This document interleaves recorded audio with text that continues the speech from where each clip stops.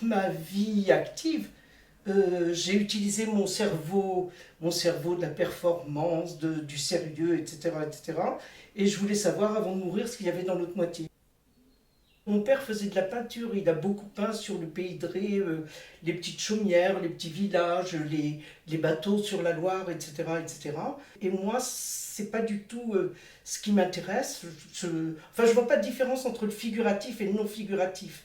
De toute façon, c'est un mode d'expression et ça s'appelle la peinture. Ce que je fais, c'est abstrait parce que si j'essaie de représenter des choses, ce que je peux faire, je l'ai fait beaucoup avec le dessin, etc. Mais en fait, je suis piégée par la réalité. Et donc, ou les nus, par exemple, je suis piégée par la réalité de la personne qui est en face de moi. Et donc, ça me sort de mon objectif personnel, qui est de savoir ce qui se passe dans mon cerveau. C'est toujours ce après quoi je cours. Et donc, je suis obligée d'enlever la réalité qui m'entoure.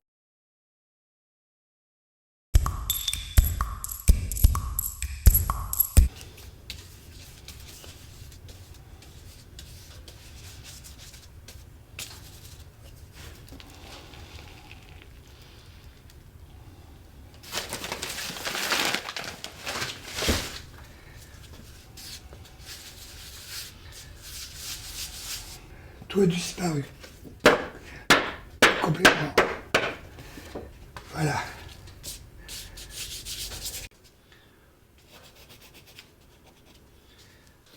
Évidemment que je fais que ça. Mon boulot, il fait que ça. Je cache et je fais réapparaître. Alors, hop, je remets. Je fais disparaître.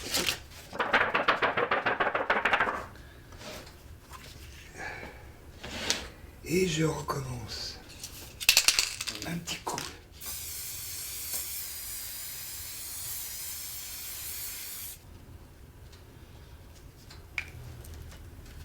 Bon voilà, point barre.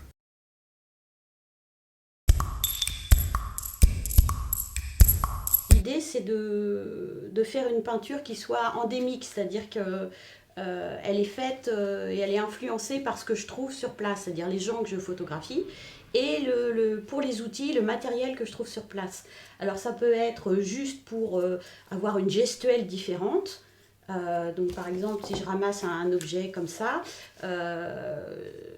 quand je suis sur la plage, je trouve une façon de le tenir, donc par exemple comme ça, ce qui m'amène à avoir une contrainte de mouvement qui risque de m'emmener à faire des traces intéressantes sur la toile. Une fois que les tâches me racontent une histoire un petit peu plus précise, je vais piocher dans ma banque de photos, donc les photos que j'ai prises sur la plage au début, et je vais chercher la photo qui correspond le mieux à l'histoire que j'ai envie de raconter.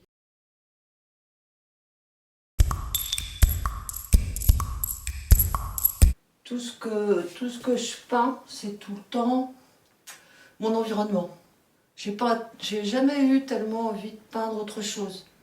C'est que je prépare mon cocon, je me mets dedans et je regarde. Je tourne, je mets les personnages comme je veux. Si c'est la nuit, là le soir c'est la lumière, si c'est le jour, par où rentre la lumière. Et là, si on regarde ce tableau, et si on se tourne un tout petit peu, on voit que c'est mon petit lieu dehors, quoi. Ma petite terrasse. Et c'est ce que je vois.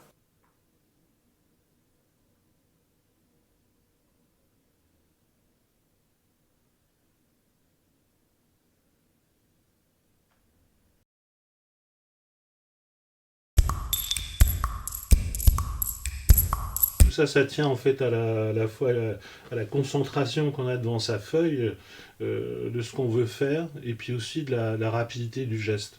Alors, ce qui peut marcher peut aussi faire échouer, c'est-à-dire la rapidité du geste peut en une seconde tout mettre par terre.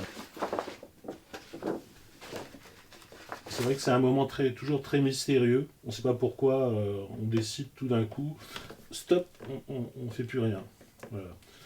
Donc là, ça peut tenir à très peu de choses, en fait. Parce qu'au départ, c'est juste des traces d'encre de Chine qui sont appliquées comme ça.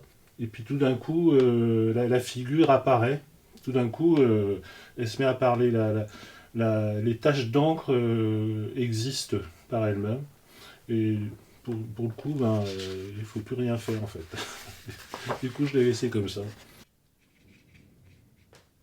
Enfin, disons que c'est le même geste pour réussir et pour échouer, quoi, on va dire.